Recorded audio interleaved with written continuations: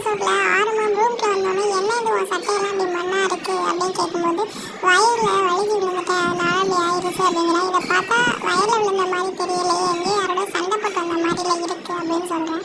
நான் எங்க அம்மா கிட்ட சத்தியம் பண்ணி கொடுத்துருக்கேன், இனிமே பண்ண மாட்டேன்னு, அதனால இது பண்ணல, இது நான் உண்மை கீழே தான் விழுந்தேன் அப்படின்னு சொல்றேன்.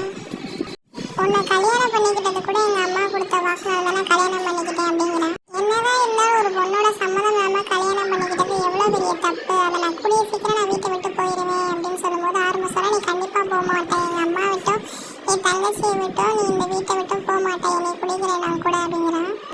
நான் அதுக்குள்ள உன் மனசை இடம் பிடிச்சிடுவேன் அப்படின்னு சொல்றாங்க.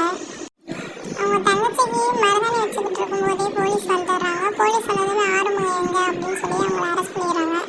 அவங்க அம்மா கேட்குறாங்க உண்மையாவே நீ இது பண்ணியே ஆறுமுகம் அப்படின்னா பண்ணேன்னு சொல்லுவேன், பண்ணேன்னு சொல்லுவேன், நான் அதை பண்ணலை அப்படின்னு சொன்னோன்னே உங்கள் தம்பி உடனே சொல்கிறாங்க நீ பயப்படாம போ ஆறுமுகம் நான் வந்துடுறேன் அப்படின்னு சொல்லி மெக்கானிக் முடிச்சிடறாங்க.